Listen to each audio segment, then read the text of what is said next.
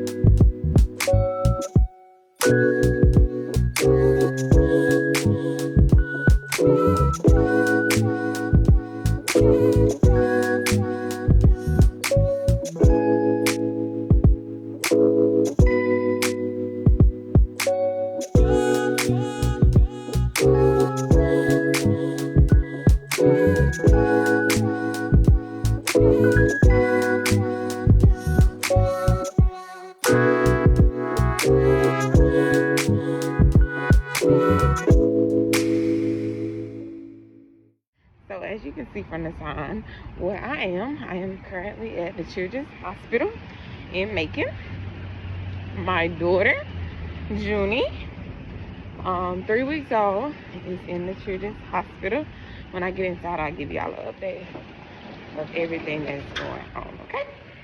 We've been here since Thursday, so everything's going good now.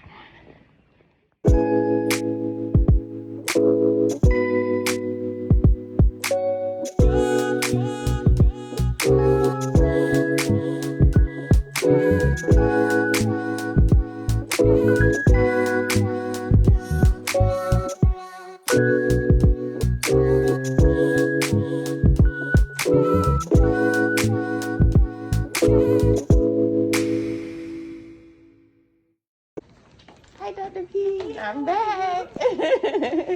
Thank you so much. I think Nyla's doing everything. She's got it. Yay! Thank you.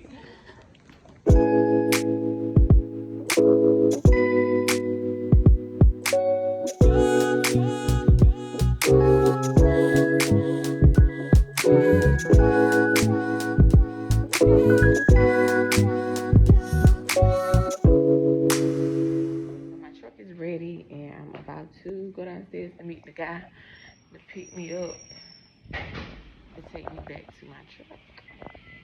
Junie doing so good, so much better. I hate to even speak on it because I would hate to say anything. And I'm not like thinking negative or anything, but it's just hard to be like, she doing so good, and then something happened. But with God's grace, everything is gonna continue to be good. She's gonna be fine. Just do her 21 days and she out.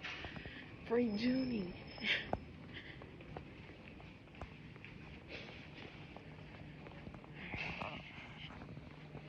And I see him.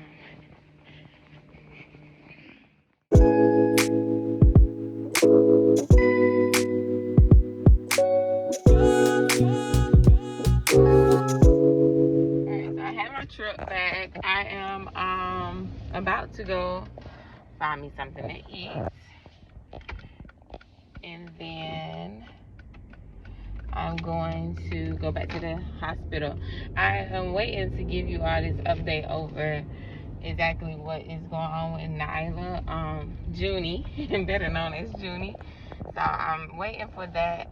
But I'll definitely let you all know all the details about what is going on with, like, super duper. I must say, she don't have a severe case of E. coli meningitis. So her case was caught very early, luckily. I noticed one night that she was running a fever. Well, she was really warm, and I checked her to see. And I'm gonna go ahead and go tell y'all, so because I am driving, so it'll be kind of easy to just talk. So she actually was pretty warm one night, and I decided to check her temp. Well, actually, pause. Okay, so she was warm, and I was like, she swaddled, so maybe that was the only reason why she was pretty warm. So I unswaddled her, and then later on that morning, probably like right before the sun coming up, like 7, 8 o'clock, longer than that time, she was still pretty warm. So I was like, Chandra, don't you feel warm to you? And it's like, yeah, she's pretty warm. So we checked her temp, and it was 100.7, and it's 100.7, not 107 degrees. Okay, so she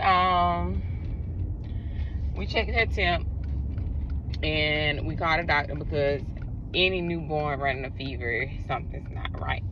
So we called her doctor, and her doctor referred us to the children's hospital because, and like I said, any newborn running a fever, it is not normal. So they have to go straight to the hospital, to the ER. So we decided to take her to Macon because Atlanta is always so busy. We had the choice of going to the children's hospital in Atlanta or Macon. We got to Macon, checked her in, and she still had a fever. I think it had went up to like 101 degrees. And they instantly started telling me about like all the tests that she would have to be ran, and everything, because clearly a newborn cannot tell you what is hurting or what is going on. So all these tests had to be done, and she was instantly we got to take blood, we got to take urine, we got to also, we got to do lumbar, I think it's called lumbar puncture, where they take spinal fluid, and that tells if she has any infection. So they did that, and that is what came back and told us that she had meningitis, E. coli meningitis. So let me run in this Olive Garden, and I'm going to get a little bit more detail about I don't want to park next to them. They can't even park.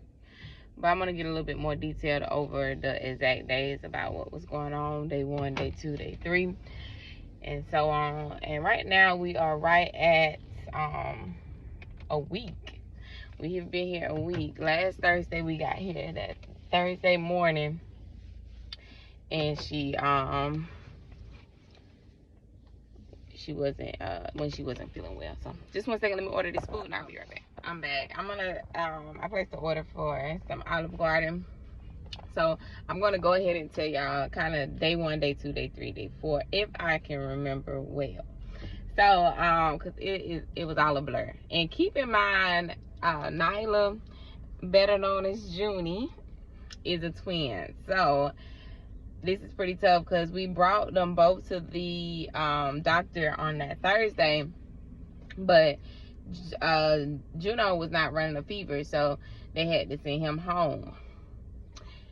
Yeah, mama had to be away from her newborn that day, and Junie had to be at the hospital. And I stayed at the hospital with Junie, and my mom took Juno back home. And of course, they didn't want them kind of around each other because they really didn't know what was going on. So for her to not transmit it to him, they kind of just made sure they stayed separate. So and I'm honestly so shocked that he did not have something, because, or even like, and I don't want to put it on him, but at the same time I'm just shocked because like they are literally twin, like they always together, literally do everything together. Mama feeding them together, if in the bed together, they sleep bassinet together, like they always together. So it was kind of hard to even believe, like, oh my God, like he don't, or better yet that she do, because I was hoping that she didn't. And at that point I hadn't even got the diagnosis of what was going on. We was actually put into a room before we exactly knew, but because she was running a fever, she had to stay at least 48 hours. So as soon as I got there, they was like, make sure you know you stay at home, make sure you know you staying at the hospital, because you cannot go home with her running a fever. We have to watch her for the next 48 hours. So instantly knew I was staying at the hospital. We stayed in that room for a while. I had to go and sit in a waiting room while they did the lumbar puncture, and it's very similar to an epidural. And I hated that for my baby. My baby had to get an IV, and I'll make sure I insert pictures, but she had to get an IV, and supposedly the nurses couldn't find a vein in her feet or her hands. So yeah, they ended up putting a IV in my baby's head, and it was very tough for me. So that was my moment of, oh my God, like my baby not supposed to look like this. And it's just really, it was really tough seeing her with IV in her head, like right up here in the front of her forehead. So I kind of broke down at that point, just knowing that my baby had to go through so much at such a young age. And now, honestly, I'm very grateful for her being such at a young age. I can only imagine my 2 or 3 year old having to go through the same thing. And I just know it would have been horrible seeing a 3 or 2 year old or any other age kid that could speak or talk or even say like how much pain they were in. So I'm actually grateful for her being at such a young age, even though I wish I could have avoided all of it, or any of it would have never happened. But because it happened, I'm grateful for her being younger and actually being curable, actually being able to get taken care of, because it was 10 times I would say 10 times easier than me having to go through my 3 or 2 year old going through the same exact thing, being needles and being poked with needles, being sedated, and all of those type of things, having to be put to sleep and things of that nature. So that was day one. Cool. She kept an IV in her head. I think the IV was in her head for like 2 days, and then I just kept seeing doctors and nurses, and it was like, oh no, that's not gonna work. She definitely cannot have an IV in her head for long. It's not gonna last, and things of that nature. I think it may have been the day 3 that the IV in her head did go completely out. And when I went to the room, when we was assigned the room that same day, that's when they came in and told us that she had E. coli meningitis. And the doctors was pretty straight up with us. I appreciate it now. At that moment, I was just like, don't tell me nothing else, because this is pretty tough already to deal with. But of course, they have to tell you all the risk factors that is happening and what could happen. And luckily Junie was only running a fever. Meningitis is coming for you to have a lump in your head. It's also coming for you to have a horrible rash, and also it was stiff neck. And she did, now that we speak on it, like Junie, like that first, second, third days, when before her antibiotics kicked in, her neck was really stiff, where she wasn't really turning side to side, or if you did turn her or move her, she was acting like she was in like really deep pain. So it was pretty tough for her those first few days. Once the antibiotics come in, it's like a whole new baby now, y'all. I wish I would have, I don't know if she's just starting to look like a baby instead of a newborn. I mean, she's still a newborn, but if she's getting like her complexion, because my baby high yellow, light brown hair is almost like a reddish blonde almost in some areas. So I'm not sure if it was just that or what, but my baby looks a lot better now. And then day 3 she had to go into surgery, and she was sedated. I think it was day 3 or day 4. I should have wrote these things down, but she was sedated and had to have a PICC line put into her, and this is for her to get her fluids and her antibiotics, because the IV, like I said, in her forehead did not last long, and she had to be in the hospital for 3 weeks, which is 21 days, and we will be released on the 28th, as long as nothing else comes up. The risk factors is seizures, rash, another fever, because the fever has broken, or anything in that nature, any meningitis side effects that, or symptoms, we will have to stay longer or get the process done over again. She'll have to do another lumbar puncture, and we had to wait for her, the culture, to come back to really know if she what type of meningitis and how severe it was. So once that came back negative, that was a huge relief. And then of course, because meningitis is a brain infection, she had to have a MRI done. The MRI came back normal. Thank you, Jesus. That was like number one after like the process of, okay, she has E. coli meningitis. Now what we do after knowing that her MRI came back normal? That was like, bro, we out of here on the 28th. Everything is going to go well. Like, that was just huge, because anything with the brain, it is, and for your child, like, it's tough. So once that came back normal, mama had a huge relief. I actually went home on yesterday, and my mom stayed with Junie. I had been at the hospital since Thursday, so like 6 days straight hospital, nothing but hospital, 6 days straight with Junie.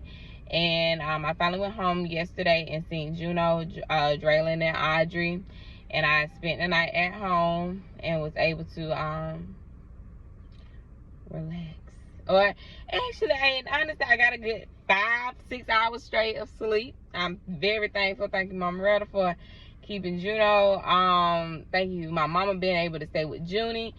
It's like our family has really came together, because of, in these type of situations, this is exactly what family is. And I'm very grateful for the family I have, the people I have, surrounded by the amount of support. Not even just the people that, of course, my best friends, and people like that, but just my niece coming through. Of course, it's family, but we're young. Like, you wouldn't expect her to have to, like, she came through, brought me some of my favorite things, cranberry juice cheesecake.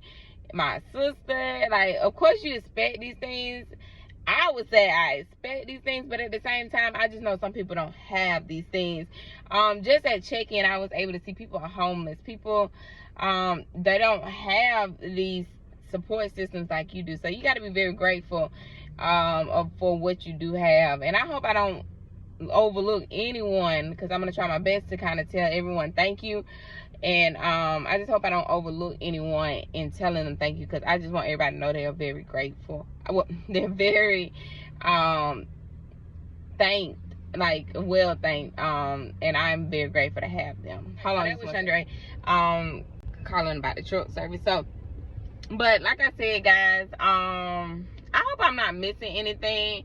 I really want to give a more detailed, like even more detailed about exactly what meningitis is. Like, I had to really look up some things. Me and Chandra, my mom, everybody, like, looking up exactly what it is, how did they get it. And honestly, to this day, we'll never figure out exactly how Nyla got meningitis. It's several different ways that it's possible to get. We'll drive ourselves crazy if we ever try to just, oh, let's pinpoint here, let's do this, let's do this. We have been to the doctor and they had to clear out the whole doctor office, and they still to this day won't tell us exactly what happened or what was going on or what the little girl was sick with in the doctor's office. At birth, newborns are known to get meningitis from their own stool. So it's like stuff like that I mean, I was just hoping something that I could have prevented, and I don't want to blame myself, of course not. And I'm not gonna blame myself because my baby is doing much better. I just want to take the precautions now, as make sure you are very careful with who you bring your children around, with where you take your children, especially that young. And I think with my babies being born at 36 too, I did not kind of realize, like, your babies are still young. Like, there go my food. Hold on. Oh, coming to this one.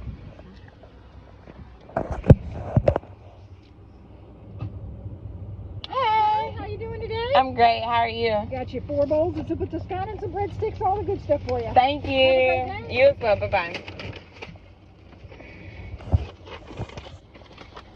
Alright, so got this for Richburgy mommy and daddy. I'm so glad I can still do stuff like this. Okay, so we back. Like, no matter what, Richburg has been like very supportive of me as well as the twins. But of course, like, it's good to have somebody that be like, how you doing? Make sure you take care of yourself. So anytime that I can lend a favor to someone, her parent, it's also down here. So anytime that you can lend a hand or do a favor, I just feel like you asking for the blessings. Blessings rain on me. I need them, okay? I need my baby well. I just need blessings after blessings after blessings, and I'm super blessed already. But, you know, thank you, Jesus. Alright, so I'm about to find me and my mama something to eat, head back to the hospital where I'm going to reside for actually until tomorrow, because I have a doctor's appointment tomorrow. So Sunday's gonna come down, bring the kids. We're going to ride back up to Stockbridge, go to my doctor's appointment. And that's another thing, guys. It's so hard being fresh out the hospital with twins, and then like, oh, they so well, like thinking that everything was fine. Hold on, shouldn't call me again. I'm back at the hospital with Junie. As you can see, she's doing so much better. But I went and got something to eat and then came back to the hospital. Other than that, chilling at the hospital. The hospital, like, one day the next. Oh, look at what she just did to this bottom. And she want more. But that's all for today. I will be back tomorrow with another video. Bye.